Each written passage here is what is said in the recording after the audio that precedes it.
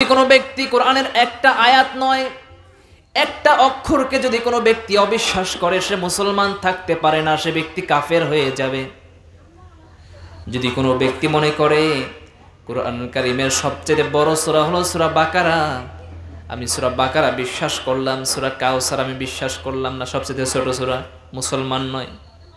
সূরা বাকারার প্রথম একটা আয়াত যে আলিফ লাম মিম দ্বারা হয়েছে, যদি কোনো ব্যক্তি মনে করে আমি পুরো বাকারা সব বিশ্বাস করলাম, পবিত্র কোরআনুল কারীমের যত আয়াত আছে সবগুলোকে আমি বিশ্বাস করলাম, কিন্তু শুধুমাত্র একটা আয়াত শুরুর আয়াতটা বিশ্বাস করলাম না, সে মুসলমান থাকবে না।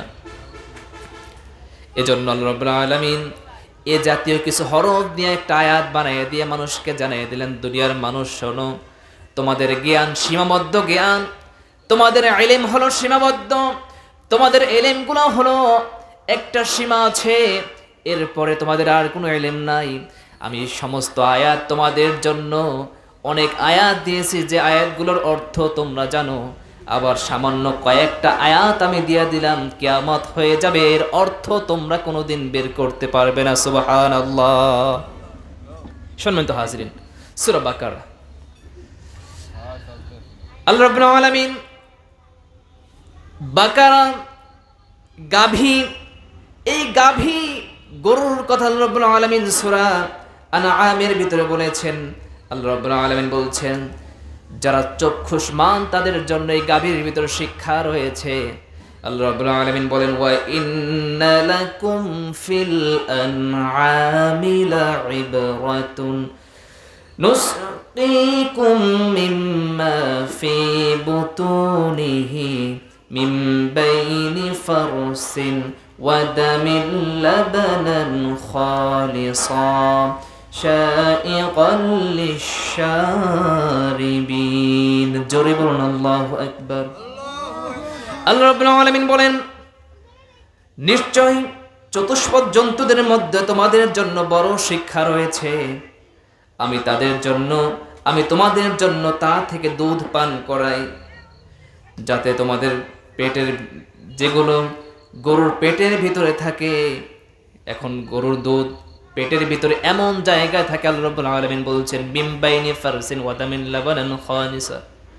আল্লাহ রাব্বুল আলামিন বলেন এই গরুর যে দুধ থাকে, এই দুধ গরুর পেটের ভিতরে কোন জায়গায় থাকে? আল্লাহ রাব্বুল আলামিন বলছেন গরুর রক্ত এবং গোবরের ভিতরে গরুর দুধ থাকে। সুবহানাল্লাহ। রক্ত এবং গোবর।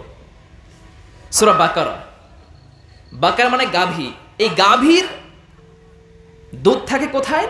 আল্লাহ কোরআনে বলছেন রক্ত এবং গোবরে। কিন্তু আমরা গোবর দেখি কেমন? ধূসর কালার, ঘিয়া কালার, মানে অন্য একটা কালার, বিশ্রী কালার। আর রক্ত লাল, দুধ কি সাদা। আল্লাহ বলছেন এই রক্ত এবং গোবরের ভিতরে গরুর দুধ থাকে। তাহলে আল্লাহ বলছেন একটা, আর আমরা তো দেখতেছি আরেকটা। এখন আপনি যে গোবর চাপি মারেন, চাপ দেওয়ার পরে একদম ভালো করে চাপেন, এক ফোঁটা দুধ বের হবে? আল্লাহ তো বলছে যে গরুর দুধ থাকে গোবরের ভিতরে। এখন আমরা করি কি? গরু যখন কিনি, গরুর ওলান দেখে কিনি, ওলান যত বড় গরুর দুধ তত বেশি, তাই না? কিন্তু আল্লাহ তো বলছে দুধ থাকে হলো গোবরের ভিতরে, রক্তের ভিতরে। আপনি যদি গরুর ওলান কেটে ফেলেন জবাই দেওয়ার পরে, দুধ পাবেন? সব রক্ত। আল্লাহ রাব্বুল আলামিন এজন্যই বলছেন এই গরুর ভিতরে মানুষের জন্য, মুত্তাকি যারা তাদের জন্য শিক্ষা রয়েছে। আল্লাহ রাব্বুল আলামিন একটা শিক্ষা রেখেছেন, মুত্তাকি ব্যক্তিরা তারা বিশ্বাস করবে। আল্লাহ তাআলা বলছেন গরুর দুধ থেকে গোবর এবং রক্তের ভিতরে। আল্লাহ বলছেন দুনিয়ার বিজ্ঞান, দুনিয়ার মানুষ কি বলল এটা মুত্তাকিদের দেখার বিষয় না। আল্লাহ যেটা বলছেন আল্লাহর কথাই তাদের জন্য চূড়ান্ত। সুবহানাল্লাহ।